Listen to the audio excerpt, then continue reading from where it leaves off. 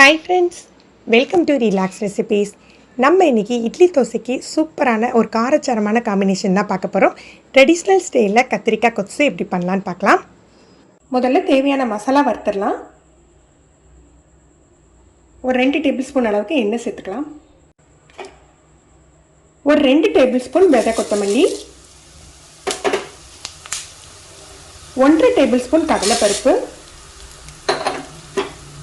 1.5 table spoon உளுத்தப்பருப்பு,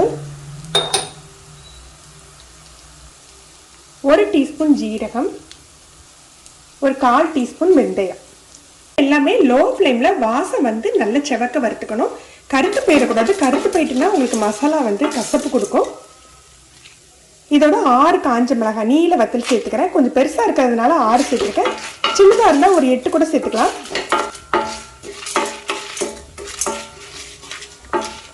நல்லா வறுபட்டுட்டு இதை ஒரு பிளேட்டுக்கு மாற்றி ஆற வச்சு நம்ம மிக்சியில் பவுடர் பண்ணி எடுத்துக்கலாம்.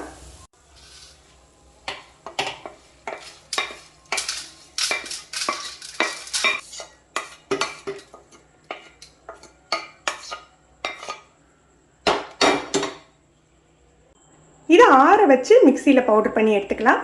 நம்ம உடனே செய்ய போகிறதுனால எண்ணெய் விட்டு வறுத்துருக்கோம். நீங்கள் எண்ணெய் விடாமல் லோ ஃப்ளேமில் நல்லா வறுத்துட்டு பவுடர் பண்ணி எடுத்து வச்சுக்கிட்டா 4 மாதம் ஆனாலும் கெட்டு போகாது. நம்ம வச்சு யூஸ் பண்ணலாம். நல்லெண்ணெய் சேர்த்துக்கலாம். இந்த கொத்துக்கு கொஞ்சம் ஜாஸ்தியாக தான் எண்ணெய் தேவைப்படும். 2லேருந்து 3 டேபிள் ஸ்பூன் அளவுக்கு சேர்த்துக்கோங்க. கடுகு உளுத்தப்பருப்பு, ஒரு வாசத்துக்காக 2 காஞ்ச மிளகாய் கிள்ளி போட்டுக்கலாம். கருவேப்பிலை,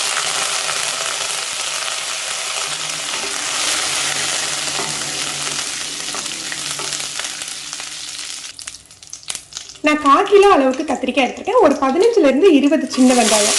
ரொம்ப பொடியாக கட் பண்ண வேண்டாம், 2 கட் பண்ணி சேர்த்துக்கலாம்.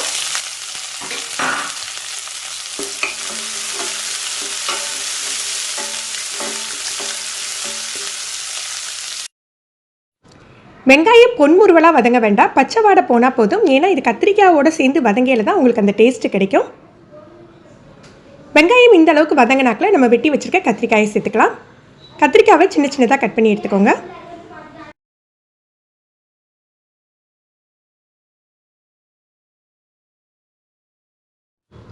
தேவையான அளவுக்கு உப்பு சேர்த்துக்கலாம். கத்திரிக்காய் பாதி வெந்த பிறகு தான் நம்ம மசாலாலாம் சேர்க்கணும். முதல்லையே மசாலா சேர்த்துட்டு அடிப்பிடிக்க ஆரம்பிச்சிடும். லோ ஃப்ளேமில் ஒரு 7-8 நிமிஷம் மூடி போட்டு வச்சிடலாம். கத்திரிக்காய் வதங்கட்டும்.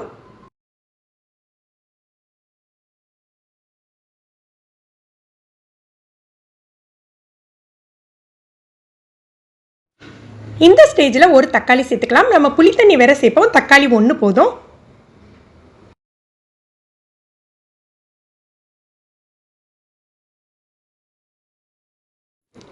இப்போ நம்ம பவுடர் பண்ணி வச்சுருக்க மசாலா சேர்த்துடலாம்.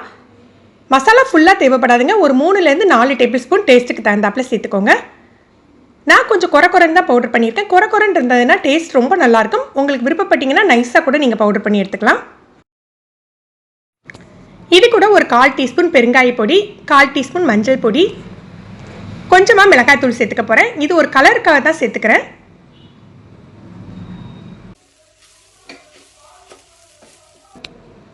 ஒரு கப் அளவுக்கு தண்ணி சேர்த்துக்கலாம். தண்ணி சேர்த்து வேக வச்சு மசிச்ச பிறகு தான் புளி தண்ணி சேர்த்துப்போம். தண்ணியில் முதல்ல வேகட்டும். இப்போ உப்பு காரம் செக் பண்ணி உங்களுக்கு தேவைப்பட்டால் சேர்த்துக்கலாம். நல்லா வெந்துட்டு இந்த ஸ்டேஜில் நம்ம மசிச்சு விட்டுக்கலாம். நம்ம இன்றைக்கி மிக்சியில் அரைக்க போகிறதில்ல, ஒரு கனமான கரண்டியோ அல்லது மத்தோ வச்சு நல்லா மசிச்சு விட்டுக்கலாம்.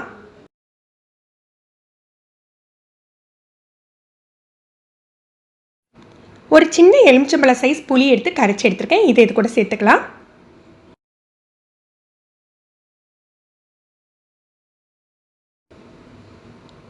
ஒரு 1/4 கப் போல் தண்ணியும் சேர்த்துக்கணும்.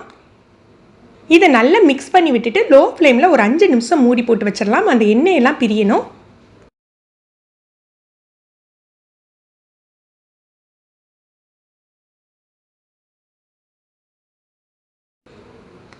நல்ல எண்ணெயெல்லாம் பிரிஞ்சு கத்திரிக்காய் கொத்து ரெடி ஆயிடுச்சு. இந்த சிதம்பரம் ஸ்டைல் கத்திரிக்காய் கொத்து பார்த்தீங்கன்னா உப்பு காரம் புளிப்பு எல்லாம் கலந்துருக்கும். நீங்கள் விருப்பப்பட்டீங்கன்னா வெல்லம் கூட சேர்த்துக்கலாம். இது இட்லி தோசைக்கு மட்டும் இல்லை, சாதத்துக்கு கூட ரொம்ப அருமையாக இருக்கும் ஃப்ரெண்ட்ஸ். நீங்களும் ட்ரை பண்ணி பாருங்கள், எப்படி இருந்ததுன்னு கமெண்ட் பண்ணுங்கள். இந்த வீடியோ உங்களுக்கு பிடிச்சிருந்ததுன்னா லைக் பண்ணி ஷேர் பண்ணுங்கள். நீங்கள் நம்ம சேனலுக்கு புதுசுன்னா ரிலாக்ஸ் ரெசிபி சப்ஸ்கிரைப் பண்ணிக்கோங்க. கீழே உள்ள பெல் பட்டனில் ஆல் செலக்ட் பண்ணி வச்சிங்கன்னா நம்ம சேனலில் வீடியோக்கள் போட்ட உடனே உங்களுக்கு நோட்டிஃபிகேஷன் கிடைக்கும். தேங்க்யூ.